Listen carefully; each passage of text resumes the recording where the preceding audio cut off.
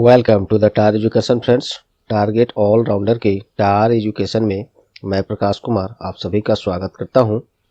दोस्तों, आज हम लोग देखेंगे 20 से 26 दिसंबर 2021 के साप्ताहिक current affairs, weekly current affairs, one liner with extra facts के साथ। इसमें एमसीक्यूज में हम लोग नहीं करेंगे जैसे डेली करंट अफेयर्स में करते हैं, मोर स्टैटिक्स और एक्स्ट्रा फैक्ट्स के साथ।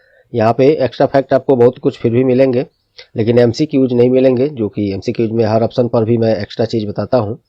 तो यहाँ पे one liner with extra fact हम लोग 20 से 26 दिसंबर का साप्ताहिक current affairs, weekly current affairs देखेंगे हम लोग।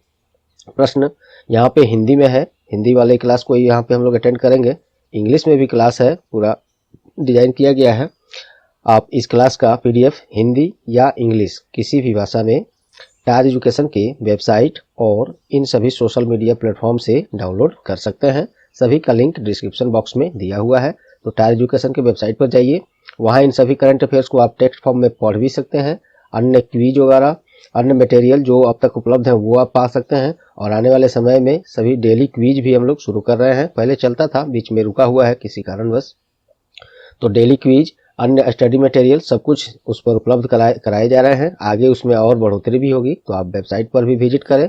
सभी का लिंक डिस्क्रिप्शन बॉक्स में दिया हुआ है। तो चलिए बिना देर किए शुरू करते हैं। यहाँ पे हम लोग हिंदी वाला पेपर को करेंगे और इंग्लिश में भी है, तो ये यहाँ इसको भी कभी बीच में देखेंगे हम लोग, बीच बीच में जहाँ जरूरत पड़ेगा। वैसे इंग्लिश वाले इसको डाउनलोड करने के लिए लिंक डिस्क्रिप्शन बॉक्स में दिया है, वहाँ से आप जाके देखिए। सभी इंग्लिश में बिल्कुल हूबहू है, एक लाइन भी इधर उधर नहीं मिलेगा। जैसे हिंदी में है ठीक उसका इंग्लिश में वहाँ ट्रांसलेट करके, रीचेक करके वहाँ पे मॉडिफाइड किया गया है। एक भी त्रुटि वहाँ नहीं है, मैंने खुद से चेक कर लिया है। चलिए तो बिना देर किए शुरू करते हैं। और क्लास इसको थोड़ा हम लोग फास्ट में लेकर चलेंगे दोस्तों, क्योंकि नंबर ऑफ क्वेश्चंस यहाँ पे ज़्यादा हैं। तो उस तरह से हम लोग नहीं चलेंगे जैसे डेली करंट अफेयर्स में ज़्यादा से ज़्यादा एक्स्ट्रा उसमें हम लोग डिस्कस करते हैं और सभी काम की चीज़ें आपके एग्जाम बेस्ड होता है। तो यहाँ पे डिस्कशन तो हम लोग जो एक्स्ट्रा फैक्ट यहाँ दिया हुआ है ये सब करेंगे, और थोड़ा सा फास्ट में स्पीड में चलेंगे हम लोग। ज़्यादा प्रश्न होने के कारण लंबा ड्यूरेशन क्लास करना हो जाए, इसलिए अगर जिनको ज़्यादा फास्ट लगे क्लास तो आप यूट्यूब के यहाँ पे जो पीसी पर अगर है तो पीसी पर है तो नीचे में यहाँ पे सेटिंग होता है, और मोबाइल में है तो यहाँ पे सेटिंग जो होता है आप वहाँ से सेटिंग में जाकर प्लेबैक स्पीड को अपने हिसाब से और स्लो या और फास्ट कर सकते हैं। चलिए पहला प्रश्न देखते हैं। हाल ही में कौन badminton world federation BWF championship में रजत पदक जीतने वाले पहले भारतीय खिलाड़ी बन गए हैं? पहले भारतीय खिलाड़ी की बात हो रही है तो इम्पोर्टेंट है ये। तो Kidambi Srikanth badminton world federation में रजत पदक जीतने वाले पहले भारतीय कौन बन गए हैं? किदाम्बी श्रीकांत। ये फाइनल मुकाबले में, और ये वही बात है, फाइनल मुकाबले में सिंगापुर के बैडमिंटन खिलाड़ी लोह कीन यू से हार गए हैं, और इसीलिए किदाम्बी श्रीकांत को अब रजत पदक हासिल हुआ है। और इसके बारे में देखिए, वर्ल्ड बैडमिंटन फेडरेशन के बारे में BWF, इसका आयोजन कहाँ हुआ था? ये एक पॉइंट आपको एग्जाम में पूछ सकता है। तो स्पेन के ह्यूएल्वा में, स्पेन के ह्यूएल्वा में, ये भी पॉइंट आप याद रखेंगे। बात हो रही है बैडमिंटन वर्ल्ड फेडरेशन की, तो उसके बारे में देख लेते हैं। BWF अर्थात बैडमिंटन वर्ल्ड फेडरेशन, स्थापना इसका 5 जुलाई 1934। इसका मुख्यालय कुआलालंपुर जो कि मलेशिया में है, वहाँ पे है। उम्मीद करता हूँ कि आपको इसी प्रश्न को हम लोग डेली करंट अफेयर का क्लास जो दोस्तों हम लोग करते हैं, जो लोग अटेंड कर रहे हैं क्लास वो तो जानते हैं। नए लोग के लिए मैं बता दूं, डेली करंट अफेयर क्लास में काफ़ी डिटेल में, और वहाँ पे 4 जो ऑप्शन हम देते हैं प्रश्न का, इन 4 में भी बहुत सारे एक्स्ट्रा फैक्ट हम लोग इतना कुछ एक प्रश्न में जानते हैं, वो भी इतना अच्छे से आराम से, आपको बाउंस भी नहीं करेगा, हर चीज़ दिमाग में इस तरीके से वहाँ हम लोग देखते हैं। तो आप डेली करंट अफेयर्स टार एजुकेशन का जरूर अटेंड करें सुबह में। आज संडे है, आज डेली करंट अफेयर का क्लास टार एजुकेशन पर नहीं होता है फिलहाल, आगे हो सकता है वो भी चले संडे को भी। वैसे संडे को उतना न्यूज बनता नहीं है, इसी कारण से हम लोग ऐसा प्रश्न ला के आपका टाइम वेस्ट करने का उचित नहीं समझते। चलिए दूसरा प्रश्न है, हाल ही में सार्वजनिक क्षेत्र की किस कंपनी को golden peacock environment management award 2021 से सम्मानित किया गया है? तो ये सेल को, सेल का फुल फॉर्म क्या होता है? Steel authority of India limited, SAIL को ये पुरस्कार दिया गया है। ये सब पॉइंट आप लोग इसमें पढ़ भी सकते हैं, क्यों दिया गया है ये पॉइंट मैंने अपनी भाषा में लिखा है। सेल का फुल फॉर्म अभी तो मैंने यहाँ बता ही दिया, यही है, steel authority of India limited. स्थापना 19 जनवरी 1954 में। इसके अध्यक्ष कौन है? सोमा मंडल। यहाँ से एक और प्रश्न बनता है, सेल के पहली महिला चेयरपर्सन कौन है, तो ये सोमा मंडल ही है। यहाँ मैंने लिख भी दिया है, first women chairman of SAIL. तो इस तरह से एक अलग से प्रश्न ये भी है, पहली महिला अध्यक्ष सेल का सोमा मंडल, जो कि वर्तमान में भी वही है।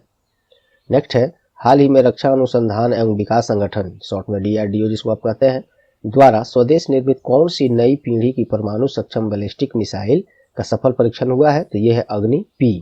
अग्नि पी कहाँ से किया गया है, तो उड़ीसा तट के डॉक्टर APJ अब्दुल कलाम द्वीप से इसको परीक्षण किया गया है, नाम है अग्नि पी। DRDO अर्थात डिफेंस रिसर्च डेवलपमेंट ऑर्गेनाइजेशन, स्थापना 1958 में, मुख्यालय न्यू दिल्ली में, चेयरमैन G सतीश रेड्डी है। नेक्स्ट, हाल ही में किस राज्य सरकार ने 3 नए जिले का निर्माण किया है, तो ये नागालैंड सरकार ने किया है। नागालैंड में 3 जिले फिर से और बन गए हैं। 3 जिले वो कौन कौन से हैं, देखिए, तसे मिन्यू, नुईलैंड और चूमू के दीमा, ये 3 जिले वहाँ पे नए बने हैं। इस 3 जिलों के साथ अब नागालैंड में कुल 15 जिले हो गए हैं। नागालैंड की स्थापना 1 दिसंबर 1963 में, वहाँ का राजधानी कोहिमा है, मुख्यमंत्री नेफ्यू रियो है और राज्यपाल वहाँ पे जगदीश मुखी हैं। इनको अतिरिक्त प्रभार दिया गया है क्योंकि ये जगदीश मुखी जो है असम के राज्यपाल पहले से हैं, इन्हीं को अतिरिक्त प्रभार दिया गया है नागालैंड का, ये आप ध्यान रखेंगे। नेक्स्ट है, हाल ही में किसने BBC sports personality of the year 2021 का पुरस्कार जीता है, ये एमा रादुकानु। वेरी वेरी इंपॉर्टेंट प्रश्न है दोस्तों, ये BBC sports personality of the year 2021 मिला है एमा रादुकानु को। ये कौन है, तो ब्रिटेन की टेनिस खिलाड़ी हैं एमा रादुकानु, इन्हीं को ये पुरस्कार मिला है। और कुछ क्वेश्चंस ये जो अलग से प्रश्न बन सकते थे, मैं इसी में इंक्लूड कर दिया हूँ, इसी पर टॉपिक पर है, तो आप इसको नज़रअंदाज ना करें, मैं पढ़ के भी बता देता हूँ क्योंकि ये बताना जरूरी है। नहीं तो और कुछ रहता तो मैं बोलता आप खुद से इसको पढ़ लीजिएगा, क्योंकि ये सब चीज़ डेली करंट अफेयर क्लास में पढ़ाया जा चुका है। तो अलग से एक और प्रश्न है इसमें कि इंग्लैंड के पुरुष फुटबॉल टीम की बात हो रही है, पुरुष फुटबॉल टीम है इंग्लैंड का, उसको BBC स्पोर्ट्स अवार्ड 2021 के द्वारा टीम ऑफ द ईयर चुना गया है, ठीक है। जबकि फुटबॉल के कोच की बात हो रही है, गैरेथ साउथगेट जो इंग्लैंड से हैं, इनको BBC स्पोर्ट्स अवार्ड 2021 में कोच ऑफ द ईयर चुना गया। तो देख लिया आप, ये दोनों अलग से प्रश्न बन सकते थे जो मैं पॉइंट्स में यहाँ डाल दिया हूँ। BBC द्वारा ये स्पोर्ट्स अवार्ड है तो उसके बारे में देखते हैं। BBC अर्थात ब्रिटिश ब्रॉडकास्टिंग कॉर्पोरेशन, इसकी स्थापना 14 नवंबर 1922 में। देखिए कितना पुराना न्यूज ब्रॉडकास्टिंग सर्विस है ये, और काफ़ी विश्वसनीय है अपने ज़माने में, और अभी भी ये काफ़ी प्रचलित है। रेडियो पर पहले सब लोग सुनते थे, आज तो रेडियो अब मोबाइल नेट सब कुछ ऑनलाइन हो गया है। फिर भी जो लोग वही रेडियो अब ऑनलाइन सुना जाता है, DTH पर भी आ गया है अब तो रेडियो, मोबाइल में भी सुनते हैं लोग। बहुत लोग अभी भी रेडियो भी चलाते हैं, ट्रांजिस्टर चलाते हैं। तो इसका मुख्यालय लंदन इंग्लैंड में है। डायरेक्टर फरहान ऑन्सवर्थ है। चलिए अगला देखते हैं फटाफट। वीकली है तो थोड़ा फास्ट हम लोग चलेंगे और हमें भी थोड़ा जगह निकलना है दोस्तों। हाल ही में किसे उत्तराखंड राज्य का ब्रांड एम्बेसडर नियुक्त किया गया है, तो ये ऋषभ पंत को। ये भी मोस्ट इंपोर्टेंट प्रश्न बनेगा आपके लिए। उत्तराखंड राज्य ने किसे अपना ब्रांड एम्बेसडर बनाया है, तो ऋषभ पंत। कौन है ऋषभ पंत?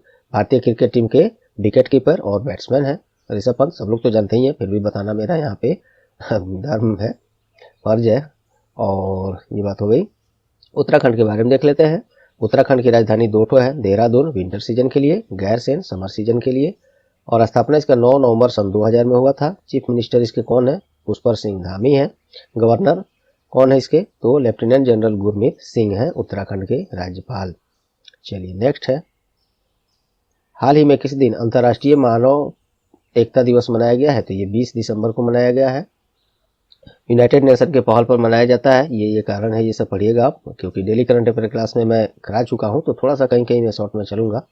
यूनाइटेड नेशन के बारे में देख लीजिए, शॉर्ट में UN बोलते हैं। स्थापना 24 अक्टूबर 1945। हेडक्वार्टर न्यूयॉर्क अमेरिका में है। सेक्रेटरी जनरल अर्थात महासचिव एंटोनियो गुटेरेस हैं। इनका भी कार्यकाल हाल ही में बढ़ाया गया है। नेक्स्ट है, भारत में 2020-21 में अब तक का सबसे अधिक कितने का वार्षिक प्रत्यक्ष विदेशी निवेश अर्थात FDI की बात हो रही है। प्रत्यक्ष विदेशी निवेश FDI आया है भारत में 2020-21 के दौरान। कितने FDI आए हैं वार्षिक रूप से देखा जाए तो ये आया है $81.97 बिलियन। FDI का फुल फॉर्म वही होता है, फॉरेन डायरेक्ट इन्वेस्टमेंट। प्रत्यक्ष विदेशी निवेश जो है क्या है, ये देखिए, एक देश में एक व्यवसाय में दूसरे देश में स्थित एक इकाई द्वारा नियंत्रित स्वामित्व के रूप में एक निवेश है। तो शॉर्टकट में ये समझिए, अपने देश में कितना एफडीआई आया, तो विदेशी कंपनियों दूसरे देशों द्वारा अपने देश में कितने इन्वेस्टमेंट आए, बस सिंपल यही है एफडीआई। अब आपको कहीं टेक्स्ट फॉर्म में लिखना है तो ये तो थोड़ा सा प्रासंगिक भाषा में बनाकर लिखिएगा, तभी तो आप और से आगे जाइएगा, इसीलिए मैं इसे लिख दिया हूँ। और वित्त वर्ष 2021 में सबसे ज़्यादा, एक्स्ट्रा फैक्ट देखिए बहुत इंपॉर्टेंट है दोस्तों, ये दोनों पॉइंट आप छोड़ेंगे नहीं, ये पहले ही ये जानकारी मिल चुकी थी तो मुझे याद है, इसमें डाल दिया हूँ। देखिए 2021 में सबसे ज़्यादा एफडीआई पाने वाला अपना भारत का कौन सा राज्य है, तो ये है गुजरात। भारत का पहला राज्य बन गया है सबसे ज़्यादा एफडीआई पाने वाला राज्य गुजरात। और गुजरात जो है 2021 में 30.23 बिलियन डॉलर्स का एफडीआई प्राप्त किया है, जो भारत में कुल एफडीआई जो आता है उसका इकट्ठे अकेले 37% है। तो ये डाटा आप रखेंगे, उम्मीद करता हूँ ये पसंद आए होंगे आपको, क्योंकि मैं इस पर ध्यान देता हूँ कि आपके लिए ज़रूरी है क्या, ज़रूरी नहीं है, छोड़ना क्या है, रखना क्या है, मैं इसको ध्यान में रखते हुए डाटा कलेक्ट करता हूँ। चलिए, भले चाहे उसके लिए जितना टाइम लग जाए, बस मकसद आपको आगे रखना है। सबसे कहाँ भारत का पहला अंतर्राष्ट्रीय मध्यस्थता केंद्र, जिसको इंग्लिश में इंटरनेशनल आर्बिट्रेशन सेंटर कहते हैं, शॉर्ट में आईएसी कहते हैं, भारत का पहला है ये अंतर्राष्ट्रीय मध्यस्थता केंद्र। ये इसको खोला जा रहा है तेलंगाना के हैदराबाद में, तेलंगाना की राजधानी हैदराबाद में खोला जा रहा है। इसका उद्घाटन सुप्रीम कोर्ट के सर्वोच्च न्यायालय के मुख्य न्यायाधीश कौन है, एनबी रमन्ना, और तेलंगाना के मुख्यमंत्री वो कौन है, चंद्रशेखर राव। इन दोनों के द्वारा इसका भारत का पहला अंतर्राष्ट्रीय मध्यस्थता केंद्र का उद्घाटन हैदराबाद में किया गया है। और ये सब क्या है, ये मध्यस्थता केंद्र से आपको नाम से स्पष्ट हो गया होगा। वैसे देखिए, एक अंतर्राष्ट्रीय मध्यस्थता केंद्र या आईएसी शॉर्ट में जिसको बोलते हैं, वह जगह है जहां कॉर्पोरेट जगत के विभिन्न क्षेत्रों में उत्पन्न वाणिज्यिक विवाद और अन्य विवादों के निपटाने के लिए जाया जाता है। तो यही है अंतर्राष्ट्रीय मध्यस्थता केंद्र। नेक्स्ट देखते हैं, अगला प्रश्न है, हाल ही में कहां वंदे भारतम नृत्य उत्सव का आयोजन करने का घोषणा किया गया है, तो ये नई दिल्ली में किया गया है। वो भी नई दिल्ली में कहां, तो जवाहरलाल नेहरू स्टेडियम ऑडिटोरियम में वंदे भारतम नृत्य उत्सव का आयोजन करने का घोषणा हुआ है। दिल्ली में हो रहा है तो उसके बारे में देख लीजिए। दिल्ली के मुख्यमंत्री अरविंद केजरीवाल हैं, और उपराज्यपाल कौन है, क्योंकि केंद्र शासित प्रदेश में राज्यपाल नहीं उपराज्यपाल होते हैं, तो ये कौन है अभी, अनिल बैजल है। दिल्ली पुलिस कमिश्नर कौन है, दिल्ली पुलिस आयुक्त कौन है, राकेश अस्थाना। नेक्स्ट है, हाल ही में किस भारतीय खिलाड़ी ने पैरालंपिक स्पोर्ट्स अवार्ड 2021 में सर्वश्रेष्ठ महिला पदार्पण, अर्थात जिसको इंग्लिश में लोग डेब्यूट बोलते हैं, डेब्यू किया है, जैसे क्रिकेटर कोई करता है ना, उसी तरह बेस्ट फीमेल डेब्यूट तो कौन किया है, क्या सम्मान जीता है, तो ये जीता है अवनी लेखारा। अवनी लेखारा किस खेल से संबंधित है, निशानेबाजी से। तो टोक्यो पैरालंपिक खेल 2020 में सर्वश्रेष्ठ प्रदर्शन करते हुए 2 पदक जीतने वाली पहली भारतीय महिला भी बनी है, ये भी पॉइंट आप ध्यान रखेंगे। और इनको पैरालंपिक स्पोर्ट्स अवार्ड 2021 में सर्वश्रेष्ठ महिला पदार्पण अर्थात बेस्ट फीमेल डेब्यूट ये डेब्यू किए हैं, इसका सम्मान इनको अवनी लेखारा को मिला है। बाकी सब ये पॉइंट मैंने अलग अलग से बोल ही दिया। और कुछ एक पॉइंट है, ये देखिए टोक्यो पैरालंपिक, ये दोस्तों टोक्यो पैरालंपिक खेल की बात हो रही है, टोक्यो ओलंपिक की बात नहीं। टोक्यो ओलंपिक अलग है, टोक्यो पैरालंपिक गेम ये अलग है। इसमें भारतीय खिलाड़ियों द्वारा कुल कितने 5 स्वर्ण 8 रजत 6 कांस्य सहित कुल 19 पदक जीतकर अब तक का सर्वश्रेष्ठ प्रदर्शन करके इतिहास रचा था। चलिए नेक्स्ट है, सॉरी दोस्तों, हाल ही में संपन्न राष्ट्रमंडल भारोत्तोलन चैंपियनशिप 2021 भारतीय खिलाड़ियों के द्वारा कुल कितने पदक जीते गए हैं, तो ये 16 पदक जीते गए हैं। और इसका आयोजन कहाँ हुआ है, उज्बेकिस्तान की राजधानी कहाँ है, ताशकंद में 7 से 17 दिसंबर 2021 तक। उम्मीद करता हूँ ये आपको यहाँ तक समझ में आए होंगे। चलिए, हाल ही में सर्वोच्च न्यायालय के पूर्व न्यायाधीश तथा 2002 गोधरा दंगों और 1984 के सिख विरोधी दंगों की जांच आयोग के नेतृत्व करने वाले न्यायाधीश का निधन हुआ है। क्या नाम है उनका, जीटी नानावती। इतने बड़े बड़े केसेज उन्होंने देखा है तो ये इंपॉर्टेंट हो सकता है, जीटी नानावती। नेक्स्ट है, हाल ही में किस भारतीय बैडमिंटन खिलाड़ी ने ITTF hopes and challenge table tennis tournament 2021 में लड़कियों का एकल स्पर्धा जीत लिया है, तो हंसनी मथन राजन ये इन्होंने जीता है। और ITTF के बारे में और कुछ यहाँ पे मैंने दिया है, ये सब भी आप देख सकते हैं, किसको हरा कर जीते हैं, ये सब मैंने डेली करंट अफेयर क्लास में डिटेल्स में कराया है, आप यहाँ खुद से पढ़ सकते हैं। PDF में लेकर उस वहाँ से भी पढ़ सकते हैं, PDF लेकर। चलिए, ITTF टेबल टेनिस टूर्नामेंट 2021 का आयोजन कहाँ हुआ था, ये मैं बता देता हूँ अलग से फिर। तो इसका आयोजन जॉर्डन के अम्मान में किया गया था। ITTF अर्थात इंटरनेशनल टेबल टेनिस फेडरेशन, और फॉर्मेशन कब हुआ था इसका, 1926 में। हेडक्वार्टर लॉजेन जो स्विट्जरलैंड में है। प्रेसिडेंट इसके थॉमस वी कार्ट है। चलिए दोस्तों नेक्स्ट देखते हैं। हाल ही में कहाँ भारत मध्य एशिया वार्ता का आयोजन किया गया है, ये नई दिल्ली में किया गया है, भारत मध्य एशिया वार्ता। चलिए, इसको 18 से 20 दिसंबर तक किया गया है, जिसमें विदेश मंत्री कौन है, सुब्रमण्यम जयशंकर, शॉर्ट में एस जयशंकर कहते हैं, इनके द्वारा इसकी मेजबानी की गई है। और इसमें शामिल कौन कौन था, तो कजाकिस्तान, किर्गिज गणराज्य, तजाकिस्तान, तुर्कमेनिस्तान और उज्बेकिस्तान के विदेश मंत्री। नेक्स्ट है, और दोस्तों इंग्लिश में भी है, हूबहू एकदम लाइन बाई लाइन। ये देखिए इंग्लिश में भी प्रश्न है यहाँ पे, क्योंकि व्यूअर्स का डिमांड था कि हिंदी में ही कराया जाए, तो इंग्लिश में इसको भी कराने में कोई दिक्कत नहीं है। और एक जगह मर्ज करने में थोड़ा सा टाइम का अभाव था, नहीं तो वहीं पे मैं इंग्लिश हिंदी एक में ही कर देता। देखिए हूबहू है ना, यहाँ 15 नंबर क्वेश्चन अभी हम लोग किए हैं, 16 चलिए इसको इंग्लिश में ही देखते हैं। On which day Goa liberation day has been celebrated recently, तो ये मनाया गया है दिसंबर 19 को।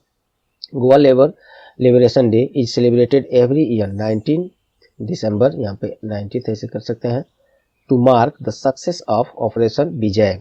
ऑपरेशन विजय चलाया गया था भारतीय सेना के द्वारा, और carried out by Indian arm forces which liberated Goa from Portuguese rule in 1961। भारतीय सेना द्वारा ऑपरेशन विजय चलाया गया था, और इस ऑपरेशन विजय के द्वारा ही पुर्तगालियों से गोवा को हमारी सेना ने आज़ाद कराया था। तभी से गोवा लिबरेशन डे अर्थात गोवा मुक्ति दिवस मनाया जाता है। गोवा की राजधानी पणजी है, और गोवा के मुख्यमंत्री प्रमोद सावंत हैं, और राज्यपाल वहाँ पे PS श्रीधरन पिल्लई हैं। तो इस तरह से आप हिंदी इंग्लिश दोनों में प्रश्न उपलब्ध है, आप जिसमें इच्छा हो वो कर सकते हैं। 16 नंबर अभी हम लोग जस्ट किए हैं।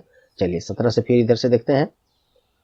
हाल ही में किस राज्य में मुख्यमंत्री वायु स्वास्थ्य सेवा का शुभारंभ किया गया है, तो ये उड़ीसा में किया गया है, मुख्यमंत्री वायु स्वास्थ्य सेवा। इससे क्या होगा, दूर दराज की ऐसी जगह जहाँ पे ट्रांसपोर्टेशन या हॉस्पिटल बहुत दूर है, तो वहाँ पे कोई मरीज इतनी क्रिटिकल सिचुएशन में है, तो पता लगते ही सरकार के द्वारा एयरलिफ्ट करके, और एयरलिफ्ट न करके मतलब एयर सुविधा के द्वारा ही डायरेक्ट मरीज को कहीं नहीं जाना, वहाँ पे डायरेक्ट डॉक्टर के ही उसके पास पहुँचाया जाएगा हवाई सुविधा के साथ। ये एक बहुत बड़ी पहल है उड़ीसा सरकार का। चलिए, उड़ीसा की राजधानी भुवनेश्वर है। मुख्यमंत्री बोल दिए तो नवीन पटनायक है। स्थापना इसका 1 अप्रैल 1936 में। राज्यपाल गणेशी लाल है। चलिए नेक्स्ट देखते हैं। हाल ही में कहाँ 3 दिवसीय इंटरनेशनल हनी बी फेस्टिवल मधुमक्खी होता है ना, शहद, वो इसी की बात हो रही है। इंटरनेशनल हनी बी फेस्टिवल उद्घाटन हुआ है, तो ये हल्द्वानी में हुआ है। हल्द्वानी कहाँ है, उत्तराखंड में है। 3 दिवसीय इंटरनेशनल हनी बी फेस्टिवल का उद्घाटन यहीं पे हुआ है। चलिए, और उत्तराखंड के बारे में जस्ट ऊपर हम लोग देख लिए हैं, तो आप फिर से आप खुद से देख सकते हैं इसको। हाल ही में जारी रिपोर्ट के अनुसार देश में प्रधानमंत्री जनधन योजना, शॉर्ट में इसको PMJDY कहते हैं, के अंतर्गत 44.05 करोड़ से भी अधिक खाते खुल चुके हैं। इस योजना का शुरुआत कब किया गया था, तो 2014 में। अब ऐसे प्रश्न एग्जाम्स में बनने लगे हैं दोस्तों, ये योजना कब शुरू हुआ, कब टारगेट क्या है इसका, किस ईयर तक पूरा करना है, ऐसे प्रश्न अब बन रहा है, तो इस पर आप ध्यान देंगे। इसके बारे में जनधन खाताओं के बारे में डाटा मैंने कुछ दिया है। देखिए 8 दिसंबर 2021 तक जारी जो रिपोर्ट है उसमें जनधन खाता 44.05 करोड़ खाता खुल चुका है, और इन खाताओं में 1,47,812 करोड़ रुपया भी जमा है। देखिए ये जनधन खाता किसके लिए शुरू किया गया था, वैसे रूरल और गरीब और सामान्य वर्ग के लोगों जो बैंकिंग से काफ़ी दूर है, इनको वित्तीय समावेशन के हिसाब से समावेशन के लिए देश में ये ऐसा एक सरकार ने पहल चलाया कि सबका खाता होना चाहिए। और देखिए खाताओं में जब लोग पैसा रखने लगे, खाता में वैसे भी जनरली आप अकाउंट में पैसा रख देते हैं तो उसमें पड़ा रहता है, एटलीस्ट ब्याज तो ठीक है कम मिलता है, लेकिन एटलीस्ट सेफ तो रहता है, सेफ रहता है। अगर जेब में रहता है तो अचानक कभी मर्जी किया कुछ जिसकी ज़रूरत ना भी है तो भी आप खर्च कर देते हैं, लेकिन अकाउंट में है तो थोड़ा सा संकोच आप करेंगे, और इस तरह से आपके पैसे थोड़ा बढ़ते जाएंगे, हर बार जमा करेंगे, ब्याज भी मिलेगा और फिजूल खर्ची से आप बचेंगे। तो इस तरह से एक अच्छी पहल थी सरकार की PMJDY। इसमें और भी बहुत कुछ है, सुनिए ध्यान से। प्रधानमंत्री जन धन योजना इसका फुल फॉर्म है। और इसका उद्घाटन इसका शुरुआत 15 अगस्त 2014 को जब मोदी जी झंडा फहरा रहे थे, ये लाल किले के प्राचीर से वहीं से घोषणा किए थे। और उसी महीने में 12-13 दिन बाद 28 अगस्त 2014 को पूरे देश में इसको लॉन्च भी किया गया। इसके तहत देश के हर नागरिक के पास एक बचत खाता उपलब्ध कराने के उद्देश्य से समान शर्तों और कम से कम कागजातों के साथ बचत खाता खोलने का सुविधा दिया गया है। ठीक है, इसमें एक लाइन और आप जान सकते हैं कि इसमें 10,000 का ओवरड्राफ्ट सुविधा जो है, अच्छे से अगर खाता जो खाताधारी चलाते हैं 10,000 तक का ओवरड्राफ्ट सुविधा भी है, जिसमें को आप अवेल कर सकते हैं। लोनलेस आपको मिल जाएगा ये ओवरड्राफ्ट का, और बाद में इसको आसानी शर्तों पर लौटा भी सकते हैं। इसके अलावा 2 लाख का 2 लाख का एक्सीडेंटल बीमा भी सरकार देता है इसमें, प्रधानमंत्री जीवन ज्योति योजना के तहत। ये सभी बातें हैं, ध्यान रखेंगे। चलिए, किसे चीन के लिए नए भारतीय राजदूत के रूप में नियुक्त किया गया है? तो ये प्रदीप कुमार रावत को चुना गया है। प्रदीप कुमार रावत को चीन में भारतीय राजदूत अब नियुक्त किया जाएगा। किसका जगह लेंगे ये? तो विक्रम मिश्री का जगह लेंगे। इससे पहले यही थे। चीन की राजधानी बीजिंग है। मुद्रा वहाँ पे युआन या रिम्बी भी चलता है। प्रेसिडेंट शी जिनपिंग है। थोड़ा और फास्ट चलना पड़ेगा दोस्तों, अभी प्रश्न है और टाइम लग रहा है। थोड़ा सा कुछ पॉइंट मैं छोड़ूंगा, क्योंकि डेली करंट अफेयर क्लास में आखिरकार इसको तो मैं पढ़ा ही चुका हूँ। आपका फर्ज है यहाँ पे याद रखना अब तक और आगामी एग्जाम तक, और पुनः इसको PDF में जो भी है फिर से पढ़ने का ये आपकी ड्यूटी है। देश में 6 करोड़ विद्यार्थियों को कौशल प्रशिक्षण देने के लिए किस कंपनी ने कॉमन सर्विस सेंटर CSC के साथ समझौता किया है? इंफोसिस। देश के ग्रामीण और अर्ध शहरी क्षेत्रों को 6 करोड़ से अधिक विद्यार्थियों को डिजिटल कौशल प्रशिक्षण प्रदान करने के लिए TCS और CSC ने समझौता किया है। TCS नहीं दोस्तों, इंफोसिस, माफी चाहता हूँ। इंफोसिस के साथ कॉमन सर्विस सेंटर के साथ समझौता हुआ है। इंफोसिस ये एक भारतीय बहुराष्ट्रीय सूचना प्रौद्योगिकी कंपनी है जो व्यापार, परामर्श, सूचना प्रौद्योगिकी और आउटसोर्सिंग सेवाएं प्रदान करती है। इसका स्थापना 2 जुलाई 1981 में मुख्यालय बेंगलोर कर्नाटका में है और चेयरमैन इसके नंदन नीलेकनी है। नंदन नीलेकनी जो आधार हम लोग आजकल इतने व्यापक रूप में यूज कर रहे हैं, शुरू में उसके CEO वही थे। हाल ही में confederation of Indian industry CII द्वारा जारी मोस्ट इनोवेटिव इंस्टीट्यूशन की सूची में कौन पहले स्थान पर है? तो ये IIT रुड़की है। CII अर्थात कन्फेडरेशन ऑफ इंडियन इंडस्ट्री द्वारा जारी मोस्ट इनोवेटिव इंस्टीट्यूशन की सूची में ये मद्रास दूसरे स्थान पर है और पहले स्थान पर IIT रुड़की। चलिए नेक्स्ट है, हाल ही में कौन चिली के नए राष्ट्रपति के रूप में चुने जाने वाले सबसे युवा राष्ट्रपति बन गए हैं? तो ये गैब्रियल बोरिक चिली के नए राष्ट्रपति के रूप में ये सबसे युवा राष्ट्रपति होंगे। लेकिन ये शपथ लेंगे कब? 11 मार्च 2022 को शपथ लेंगे। तब तक के लिए ये प्रश्न बन सकता है कि सबसे युवा अर्थात सबसे कम उम्र के युवा राष्ट्रपति चिली के कौन बनने वाले हैं? तो ये गैब्रियल बोरिक। चिली की राजधानी सेंटियागो है, मुद्रा वहाँ पे चिलियन पेसो। प्रेसिडेंट ये तो बनेंगे 11 मार्च 2022 को। वर्तमान में कौन है ये मुझे क्लियर नहीं हुआ कहीं से भी, तो इसको मैं गलत आपको क्यों बताऊं, नहीं इसको डाला है मैंने। चलिए खैर उसको हम चेक करके आज ही हो सकता है या सुबह में कमेंट में डाल दूंगा, आप फिर से अपडेट हो लीजिएगा। ओके, चलिए हाल ही में जारी पुस्तक Gajapati of king without a kingdom किनके द्वारा लिखा गया है? तो ये अशोक बल के द्वारा लिखा गया है और यह पुस्तक सूर्यवंशी गजपति कपिल देव से शुरू होने वाली गजपति राजाओं के इतिहास से संबंधित है। नेक्स्ट है, हाल ही में कब गुड गवर्नेंस सप्ताह, गुड गवर्नेंस वीक मनाया गया है? तो 20 से 26 दिसंबर। कहीं पे मैं देख रहा हूँ 20 से 25 बताया जा रहा है, लेकिन मैक्सिमम ट्रस्टेड न्यूज़पेपर्स पर 20 से 26 ही मुझे दिखाई दिया है। ऐसे एग्जाम में आप ये दोनों तो देगा नहीं, कोई एक ही हो सकता है, देगा तो आप पकड़ ही लेंगे।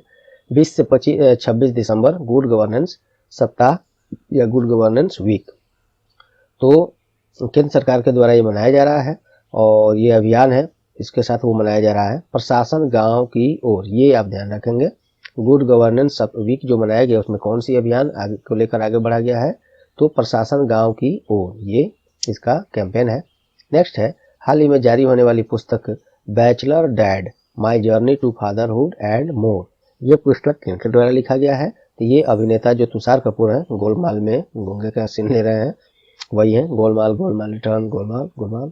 तो इसमें अभिनेता तुषार कपूर ने ये पुस्तक लिखा है। अपने पिता होने के बारे में इस पुस्तक में उन्होंने बताया है, पिता की क्या भूमिका है बच्चे के ऊपर, फैमिली के ऊपर, यही सब है।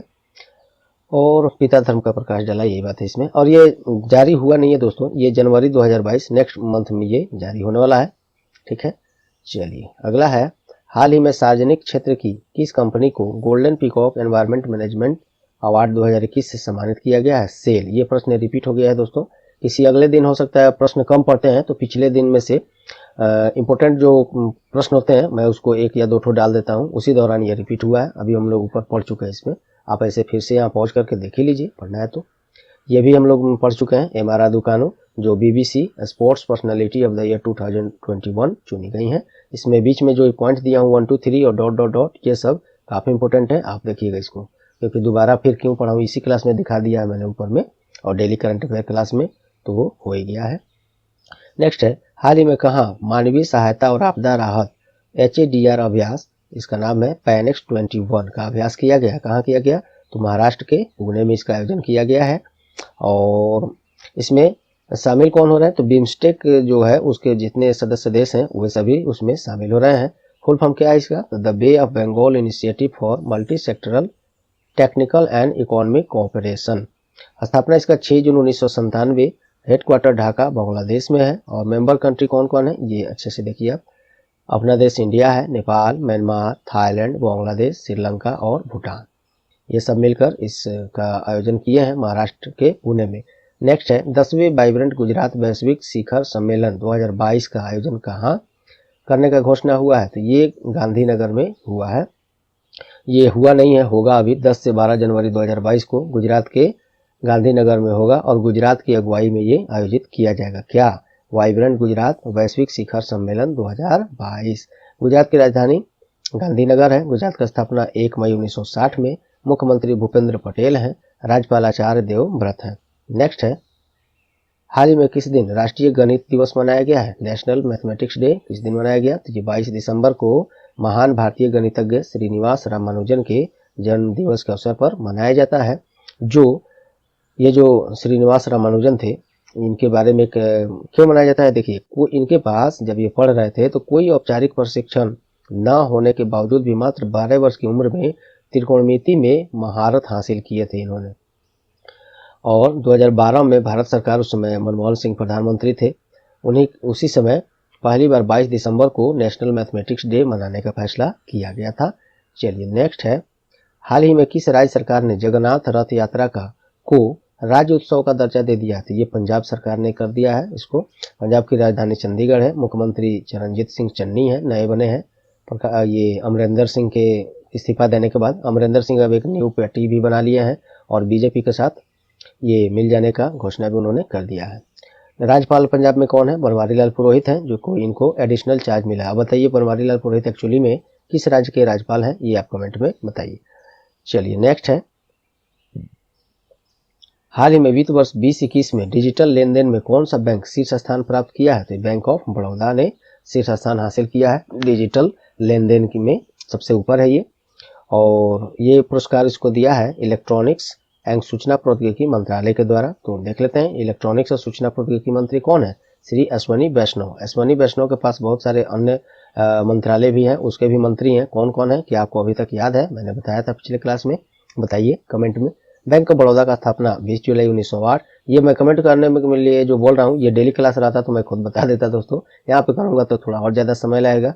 और मैं ये जानना चाहता हूँ कि डेली करंट अफेयर क्लास में जब वो डिटेल में कराया गया तो क्या आपको ये अब तक याद है कि नहीं, कि बार बार बताना पड़ेगा? तो वैसे चलेगा तो एग्जाम में आप वहाँ पे टीचर या जो बताने वाला कैसे जाएगा? आपको ये सब ध्यान में कंटिन्यू रखना होगा। चलिए, तो बैंक ऑफ बड़ौदा का मुख्यालय है, हेडक्वार्टर है बड़ोदरा गुजरात में।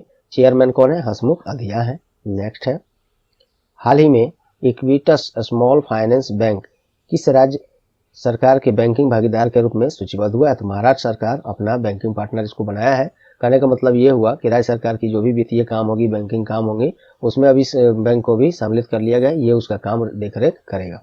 ओके, चलिए इक्विटस स्मॉल फाइनेंस बैंक के बारे में देख लीजिए। यह है, इसका स्थापना 5 सितंबर 2016 में, हेडक्वार्टर चेन्नई है। इस तरह का ये हेडक्वार्टर, ये स्मॉल फाइनेंस बैंक और प्राइवेट बैंक का, अदर बैंक का भी तो पूछता ही है। ये सब अक्सर पूछा जाता है बैंकिंग वाले एग्जाम में, तो बैंकिंग वाले इस पर ध्यान देंगे। अन्य सब लोग ध्यान देंगे यार, लेकिन बैंकिंग वाले विशेष ध्यान देंगे। महाराष्ट्र की राजधानी मुंबई है। मुख्यमंत्री 1 मई 1960 में नहीं यार, मुख्यमंत्री यहाँ है, ये स्थापना है, काफी तेजी हुआ है, मुझे जाना भी एक जगह ना। स्थापना इसका 1 मई 1960 में, मुख्यमंत्री उद्धव ठाकरे हैं, राज्यपाल भगत सिंह कोश्यारी। ओके, चलिए नेक्स्ट है। हाल ही में विश्व बैंक के द्वारा आर्थिक दृष्टि से कमजोर राष्ट्रों के लिए महामारी से उबरने के लिए कितने मूल्य राशि का सहायता राशि जारी किया है वर्ल्ड बैंक ने? तो ये जारी किया है $93 बिलियन। वर्ल्ड बैंक का स्थापना जुलाई 1944 में, हेडक्वार्टर वाशिंगटन डीसी यूएसए में है, और इसके प्रेसिडेंट डेविड मालपास हैं जो कि अमेरिकन है। और अब तक देखा गया है कि वर्ल्ड बैंक के जो भी प्रेसिडेंट रहे हैं वो सब अमेरिकन ही रहे हैं। क्या कारण है इसका कुछ मुझे अभी आइडिया नहीं है, ना ही कहीं से दिखता है, देखा जाएगा। खैर अभी डेविड मालपास है। ओके, हाल ही में किस दिन जज एडवोकेट जनरल जेएजी डिपार्टमेंट ने अपना 38वां कोर दिवस मनाया है? तो 21 दिसंबर को जेएजी डिपार्टमेंट अर्थात जज एडवोकेट जनरल 38वां कोर दिवस मनाया है 21 दिसंबर को। ये है क्या जेएजी अर्थात जज एडवोकेट जनरल? तो ये भारतीय सेना की न्यायिक और कानूनी शाखा है जो सभी रैंकों को न्याय दिलाने का काम करता है। चीफ ऑफ डिफेंस अभी की पोस्ट खाली है दोस्तों, और क्योंकि ये इस पोस्ट पर अर्थात chief of defence staff Bharat के जो सबसे पहले थे वो जनरल बिपिन रावत ही थे, और उनका देहांत इसी 8 दिसंबर को उनके हेलीकॉप्टर क्रैश में उनका देहांत हो गया। तब से ये पोस्ट अभी भी खाली है। एक्चुअली में जो अभी आर्मी स्टाफ है मनोज मुकुंद नरवणे, उन्हीं को इसके सीडीएस देखिए chief of defence staff committee इसमें जोड़ दीजिए, उसके चेयरमैन बनाए गए हैं ये मनोज मुकुंद नरवणे, जो कि अभी आर्मी स्टाफ अर्थात नौसेना प्रमुख भी है। एयरफोर्स प्रमुख अभी एयर चीफ मार्शल कौन है? तो एयर मार्शल विवेक राम चौधरी हैं, इससे पहले RKS भदौरिया थे। और नेवल स्टाफ अभी कौन है? चीफ ऑफ नेवल स्टाफ भारतीय नौसेना प्रमुख कौन है? एडमिरल R हरि कुमार, इससे पहले करमबीर सिंह थे। चलिए नेक्स्ट है। हाल ही में लोकसभा के द्वारा मोबाइल ऐप लॉन्च किया गया है एक, जो सांसदों को संसदीय दस्तावेजों तक पहुंचने में और लाइव जो हियरिंग है या जो चलता है ये संसद में बहस होता है उसको सुनने देखने के लिए एक मोबाइल ऐप लोकसभा के द्वारा लॉन्च किया गया। तो प्रश्न ये है कि वर्तमान में लोकसभा अध्यक्ष कौन है? तो ये श्री ओम बिरला है। अब उस ऐप का नाम तो दोस्तों नहीं दिया गया था और न्यूज़पेपर में मैंने जो पढ़ा, लेकिन हाँ ये दिया था कि इस तरह का ऐप जारी किया गया है जो अब जो सांसद हैं और वो संसदीय दस्तावेजों तक पहुंचने में सक्षम होंगे ऑनलाइन ही उस मोबाइल ऐप के थ्रू, और हम आप जैसे लोग भी सदन की कार्यवाही को लाइव देख सकेंगे। नेक्स्ट है उस ऐप के द्वारा। नेक्स्ट है किसे चीन के लिए भारतीय राजदूत नियुक्त किया गया? प्रदीप कुमार रावत। ये रिपीटेड क्वेश्चन है, आप फिर से पढ़ लीजिएगा। चलिए नेक्स्ट है, ये भी रिपीटेड क्वेश्चन है, अभी जस्ट ऊपर करा है, आप इसको रोक कर यहाँ पढ़ लीजिएगा, रोका 1 सेकंड में। चलिए नेक्स्ट देखते हैं। हाल ही में किस राज्य के सरकार ने ट्रांसजेंडरों के लिए पुलिस सेवा में आरक्षण की घोषणा किया है? तो ये कर्नाटक सरकार ने घोषणा किया है कि पुलिस सर्विस जो अब है राज्य में उसमें ट्रांसजेंडरों को भी आरक्षण दिया जाएगा। और बाकी ये सब है। कर्नाटक की राजधानी बेंगलुरु है, वहाँ का फॉर्मेशन बना कब था? राज्य 1 नवंबर 1956 में। मुख्यमंत्री बसवराज बोमोई जो कि नए बने हैं, राज्यपाल थावरचंद गहलोत हैं। चलिए नेक्स्ट है। हाल ही में DRDO द्वारा स्वदेश निर्मित कौन सी सतह से सतह पर मार करने में सक्षम बैलिस्टिक मिसाइल का सफल परीक्षण किया गया है? तो ये है प्रलय। DRDO द्वारा इसका किया गया है। रेंज इसका 350 से 500 किलोमीटर है और 500 से 1000 किलोग्राम भार ढोने में ये सक्षम है। DRDO के बारे में ऊपर हम लोग देखे हैं, बाकी ये सब पॉइंट आप पढ़िएगा। नेक्स्ट है, हाल ही में भारत का कौन सा अंतर्राष्ट्रीय हवाई अड्डा राष्ट्रीय ऊर्जा संरक्षण पुरस्कार 2021 जीता है? तो ये हैदराबाद, तेलंगाना की राजधानी जो हैदराबाद है वहाँ पे स्थित है GMR हैदराबाद अंतर्राष्ट्रीय हवाई अड्डा, वहीं पे है, उसी को मिला है राष्ट्रीय ऊर्जा संरक्षण पुरस्कार 2021। चलिए एयरपोर्ट की बात हो रही है हवाई अड्डा का, तो भारत में एयरपोर्ट अथॉरिटी ऑफ इंडिया जो है ये सब रेगुलेट करता है इसको। डिपार्टमेंट ये किस डिपार्टमेंट में आता है? सिविल एविएशन डिपार्टमेंट में गवर्नमेंट ऑफ इंडिया में आता है। स्थापना इसका 1 अप्रैल 1995 में। हेडक्वार्टर नई दिल्ली है, चेयरमैन संजीव कुमार है। अगला प्रश्न है, हाल ही में हुनर हाट के 37वें संस्करण का आयोजन कहाँ हुआ है? तो नई दिल्ली में, वो भी कहाँ? जवाहरलाल नेहरू स्टेडियम में होगा ये। मुझे लगता है ये प्रश्न शायद हम लोग कर लिए, खैर कोई नहीं। और बाकी इसमें 30 से अधिक राज्य शामिल होंगे, 700 से अधिक कारीगर शिल्पकार भाग ले रहे हैं। 37वां ये संस्करण है हुनर हाट का। नई दिल्ली के जवाहरलाल नेहरू स्टेडियम में आयोजित हो रहा है। ये सब पॉइंट आप लोग ध्यान रखेंगे। दिल्ली के बारे में अभी एक प्रश्न में हम लोग ये पूरा देख चुके हैं, आप फिर से देखना चाहें तो रोक कर देख लीजिए।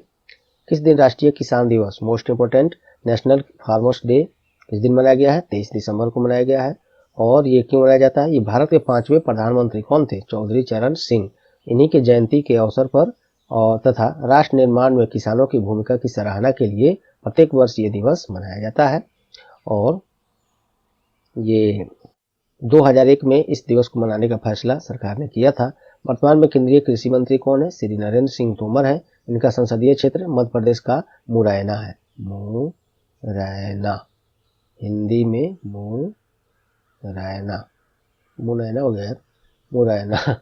चलिए नेक्स्ट है, हाल ही में किस विश्वविद्यालय ने time higher education Asia award 2021 में digital innovation of the year award 2021 जीता है? तो ये OP Jindal global university, short में इसको ओपी जेजीयू कहते हैं, इसने जीता है। ये दोस्तों आप लोग पढ़िएगा थोड़ा। चलते हैं हम आगे। हाल ही में किस देश ने बाबर क्रूज मिसाइल 1B का सफल परीक्षण किया है? तो ये किया है पाकिस्तान ने। पाकिस्तान की राजधानी इस्लामाबाद है, वहाँ पे करेंसी पाकिस्तानी रुपये है और प्रधानमंत्री इमरान खान है और राष्ट्रपति आरिफ अलवी है। चलिए नेक्स्ट है, हाल ही में उड़ीसा के मुख्यमंत्री के द्वारा राज्य का कौन सा सबसे लंबा पुल का उद्घाटन किया गया है? तो टी सेतु पुल का नाम है। उड़ीसा राज्य का ये सबसे लंबा पुल होगा टी सेतु, इसका उद्घाटन किया गया है और कटक जिले में किया गया है। उड़ीसा की राजधानी भुवनेश्वर। स्थापना 1 अप्रैल 1936 में। मुख्यमंत्री नवीन पटनायक है, गवर्नर गणेशी लाल है। शायद ये हम लोग कर चुके थे एक बार और। चलिए, नेशनल स्टॉक एक्सचेंज NSE ने किस नाम से नई कॉर्पोरेट गवर्नेंस पहल शुरू किया है? तो ये है NSE प्राइम के नाम से किया है, इसको आप पढ़ लीजिएगा। NSE अर्थात नेशनल स्टॉक एक्सचेंज, स्थापना 1992 में, हेडक्वार्टर मुंबई है। चेयरमैन कौन है? गिरीश चंद्र चतुर्वेदी। जीसी मुर्मू का याद आया मुझे। जीसी मुर्मू अभी कौन है? नाम से आपको झलक गया होगा, ये कौन है, कहाँ है, किस पद पर है, बताइए कमेंट में चल के। चलिए नेक्स्ट है, हाल ही में RBI के द्वारा निजी क्षेत्र में किस बैंक को एजेंसी बैंक के रूप में कार्य करने का स्वीकृति दिया है? तो CBS बैंक को ये स्वीकृति दिया गया है। एजेंसी बैंक का होने से ये हो जाएगा कि सरकारी कार्यों में भी ये बैंक अपना योगदान दे सकेगा। RBI ने दिया है, तो RBI reserve bank of India, headquarter Mumbai है। स्थापना 1 अप्रैल 1935 में। नेशनलाइजेशन अर्थात राष्ट्रीयकरण 1 जनवरी 1949 में। गवर्नर इसके शक्तिकांत दास हैं, 25वें क्रम के ये उसके गवर्नर हैं। इनका भी कार्यकाल बढ़ाया गया है, ध्यान रखेंगे। और RBI में 4 उप गवर्नर होते हैं। एक है महेश कुमार जैन, माइकल देवव्रत पात्रा, M राजेश्वर राव और चौथे हैं T रविशंकर। नेक्स्ट है, हाल ही में कौन अमेरिका में जूनियर स्क्वैश ओपन 2021 जीतने वाली पहली भारतीय महिला खिलाड़ी बन गई हैं? तो ये अनाहत सिंह बन गई हैं, ध्यान दीजिएगा, अनाहत सिंह। ज़्यादा कुछ इनके बारे में मैंने नहीं दिया है, बस इतना ध्यान रखिएगा। अमेरिका में वो खेल हुआ भी था, ये याद रख सकते हैं। हाल ही में किसे मदर टेरेसा मेमोरियल अवार्ड 2021 से सम्मानित किया गया है? ये अनिल प्रकाश जोशी को सम्मानित किया गया इससे। ये महान पर्यावरणविद हैं अनिल प्रकाश जोशी। और 2 अन्य इनके साथ 2 अन्य को भी सामाजिक न्याय के लिए मदर टेरेसा मेमोरियल अवार्ड 2021 से सम्मानित किया गया है। और ये जारी किसके द्वारा किया जाता है? ये सभी इसमें है और भी है, पढ़िएगा इसको। हाल ही में किस राज्य सरकार के द्वारा बस द्वारा यातायात सुविधा को और अधिक आसान बनाने के लिए चलो मोबाइल ऐप और एक स्मार्ट कार्ड लॉन्च किया गया है? तो ये महाराष्ट्र सरकार के द्वारा। अब वहाँ पे जो बृहद मुंबई में सरकारी बसें वगैरह चलती हैं, उसकी सेवाएं ऑनलाइन लेने के लिए चलो मोबाइल ऐप और स्मार्ट कार्ड जारी कर दिया गया है। मुंबई के बारे में हम लोग महाराष्ट्र के बारे में ऊपर देख चुके हैं। चलिए अगला है, हाल ही में सैफ अंडर-19 वीमेंस चैंपियनशिप 2021 किस देश ने जीता? मोस्ट इंपोर्टेंट प्रश्न। तो ये बांग्लादेश ने जीता है। सैफ का full form south Asian football federation championship होता है। दक्षिण एशियाई, हिंदी में देखिए उसको, दक्षिण एशियाई फुटबॉल महासंघ चैंपियनशिप, जिसे आमतौर पर सैफ कहते हैं, सैफ चैंपियनशिप। और इसमें ये जो था सैफ अंडर-19 वीमेंस चैंपियनशिप 2021, इसका आयोजन कहाँ हुआ था? बांग्लादेश की राजधानी ढाका में किया गया है। और फाइनल मुकाबले में बांग्लादेश की टीम भारतीय महिला टीम को हराकर यह खिताब जीत लिया है। तो रनर अप उप विजेता अपना देश भारत है। अखिल भारतीय फुटबॉल महासंघ की घोषणा के अनुसार एक अलग से पॉइंट है दोस्तों, मैं इसको बोल ही देता हूँ। अंडर-19 सैफ चैंपियनशिप 2022, ये तो था 2021 वाला, 2022 की मेजबानी कौन करेगा? तो अपना देश भारत करेगा। और भारत के द्वारा ही 3 से 14 2022 तक महिला अंडर 18 सैफ चैंपियनशिप 2022 का भी आयोजन किया जाएगा। और 25 से 3 अगस्त तक ऊपर वाला जो ये अभी मैंने बताया अंडर 19 सैफ चैंपियनशिप 2022 की मेजबानी, ये सब भारत के द्वारा ही मेजबानी 2022 वाला किया जाएगा। ओके, क्रिकेट खेल के इतिहास में 100 बार टेस्ट विकेट में नॉट आउट रहने वाले कौन पहले बल्लेबाज बन गए हैं? तो ये जेम्स एंडरसन बन गए हैं। कहाँ के हैं ये? इंग्लैंड के क्रिकेट खिलाड़ी हैं जेम्स एंडरसन। कहने का मतलब है कि 100 बार टेस्ट क्रिकेट में 100 बार ये नॉट आउट रह चुके हैं खेलते खेलते। तो ऐसा उपलब्धि पाने वाले ये पहले खिलाड़ी बन गए हैं। इंग्लैंड टीम से खेलते हैं जेम्स एंडरसन। आईसीसी के बारे में देख लीजिए, अंतर्राष्ट्रीय स्तर पर जो क्रिकेट गेम होता है यही आयोजित कराता है आईसीसी, अर्थात international cricket council. Headquarter Dubai जो कि यूनाइटेड अरब अमीरेट्स में है, यूएई। और इसका स्थापना 15 जून सन 1909 में। चेयरमैन इसके ग्रेग बार्कले हैं और सीईओ जियोफ एलार्डिस है। चलिए अगला देखते हैं। अगला प्रश्न है, हाल ही में किस दिन राष्ट्रीय उपभोक्ता दिवस मनाया गया? ये 24 दिसंबर को मनाया गया, नेशनल कंज्यूमर डे। इसका स्थापना की थीम क्या था 2021 में? प्लास्टिक प्रदूषण से निपटना। और नेशनल कंज्यूमर डे अर्थात राष्ट्रीय उपभोक्ता के संरक्षण, उनके अधिकार, इसी सब को ध्यान में रखते हुए मनाया जाता है। ये सब आप पढ़ सकते हैं। अभी उपभोक्ता मामले, खाद्य और वितरण मंत्री कौन है? श्री पीयूष गोयल हैं, ये जान लीजिए। बाकी ये पॉइंट आप पढ़ सकते हैं ऊपर। डेली करंट अफेयर क्लास में वो सब हम बता चुके हैं। यहाँ पे ये वीकली करंट अफेयर्स है तो थोड़ा सा शॉर्ट में और फास्ट में चलना मजबूरी है दोस्तों, नहीं तो बहुत लंबा क्लास हो जाएगा। क्योंकि एक दिन का क्लास 30 से 40 मिनट का होता है और 7 दिन का क्लास अगर लिया जाए एक ही क्लास में तो आप समझ सकते हैं कितना लंबा हो सकता है। थोड़ा सा शॉर्ट में ना चला जाए तो आप डेली करंट अफेयर क्लास से जरूर जुड़िए, वहाँ पे पूरे डिटेल में पढ़िए। 1 सेकेंड आपका वहाँ पे वेस्ट नहीं करता हूँ मैं, जो भी करता हूँ आपके exam based points of view के लिए करता हूँ। तो डेली करंट अफेयर जरूर जुड़े। चलिए अगला है, हाल ही में एशियाई चैंपियंस ट्रॉफी पुरुष हॉकी टूर्नामेंट 2021 में किस देश ने जीता है? तो ये किस देश ने ये जीता है? तो साउथ कोरिया ने जीता है। और फाइनल में साउथ कोरिया जो है जापान को हराकर यह खिताब अपने नाम किया है। और पुरुष हॉकी टूर्नामेंट 2021 आयोजन इसका बांग्लादेश की ढाका में किया गया है। और इस चैंपियन में भारत पाकिस्तान को हराकर तीसरे स्थान पर रहा, जो जिसे कांस्य पदक हासिल हुआ है। क्योंकि विजेता रहा साउथ कोरिया, ये साउथ कोरिया विजेता रहा।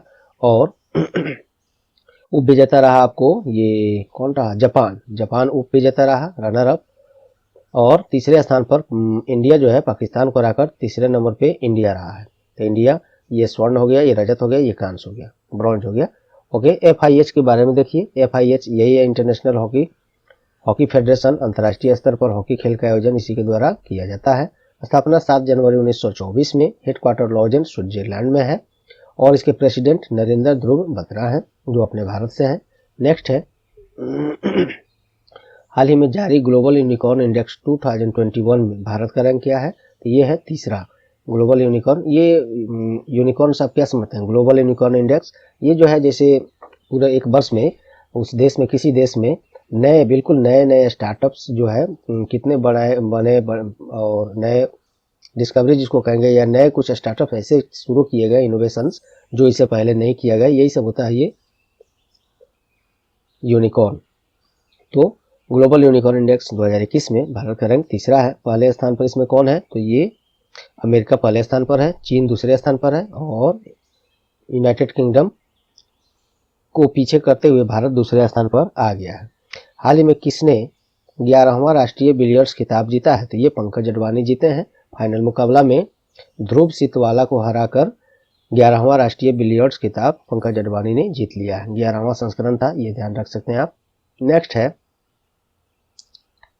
हाल ही में भारतीय सेना के द्वारा कौन सी नई किस्म की मैसेजिंग सॉल्यूशन लॉन्च किया गया है? तो ये A-SIGMA फुल फॉर्म होता है army secure indigenous messaging application. ये पूर्ण रूप से भारतीय सेना के अधिकारियों और उसमें जो भी स्टाफ्स हैं, ऑफिसर्स हैं और टेक्निकल टीम से होंगे, वे लोग मिलकर इसको सिग्मा इसको बनाया है, विकसित किया गया है। ये सब हम लोग ऊपर में पढ़ चुके हैं, आप फिर से रोक कर पढ़ सकते हैं वैसे।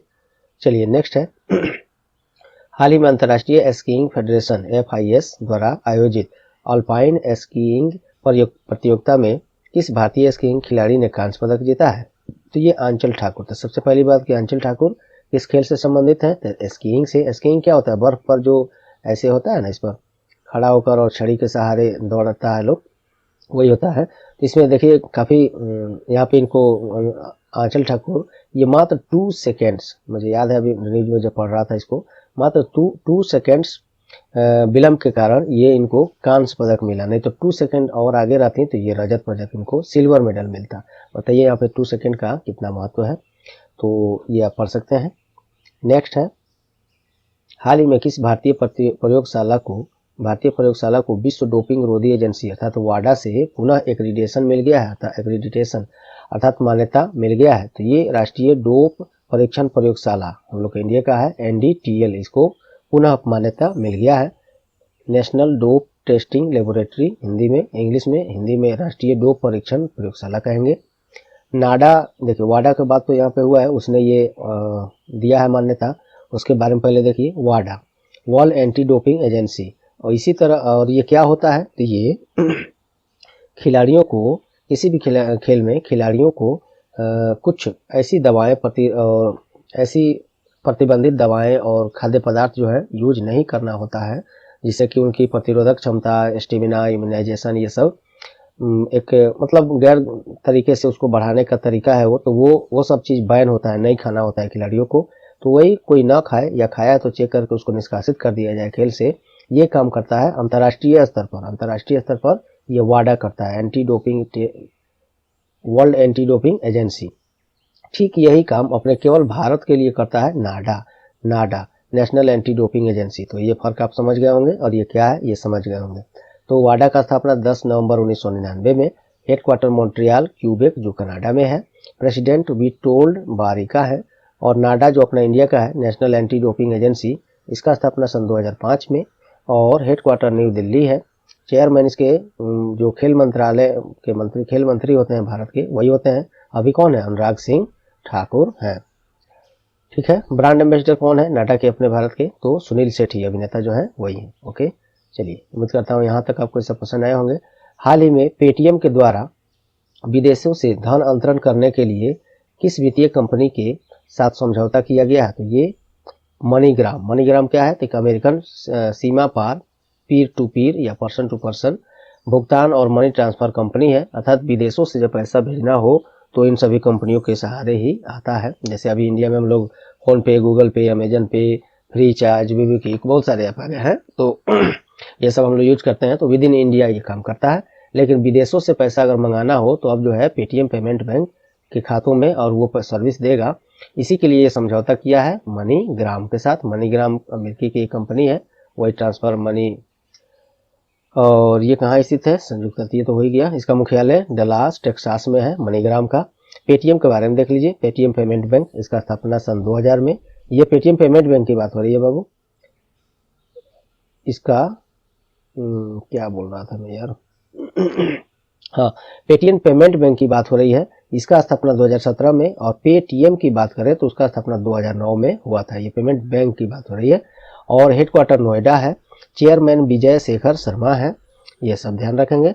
चलिए, अब यहाँ से दोस्तों जो भी प्रश्न है 63rd से, तो ये सब प्रश्न शनिवार के शाम का है, जो कि शनिवार के सुबह में तो डेली करंट अफेयर क्लास हम लोग करते हैं, और उसके बाद शनिवार का पूरा दिन का करंट अफेयर, फिर संडे का पूरा दिन का करंट अफेयर हम लोग, फिर मंडे को सुबह में डेली करंट अफेयर क्लास में लेकर उसको MCQ फॉर्म में ऐसे 4 ऑप्शन लेकर, और एक्स्ट्रा फैक्ट, डिटेल्स, स्टैटिक्स सब लेकर डिटेल्स में हम लोग आते हैं। तो उसमें यहाँ से जो भी प्रश्न बच रहे हैं 63rd से, ये सभी प्रश्न आएंगे। काफ़ी इंपॉर्टेंट प्रश्न है।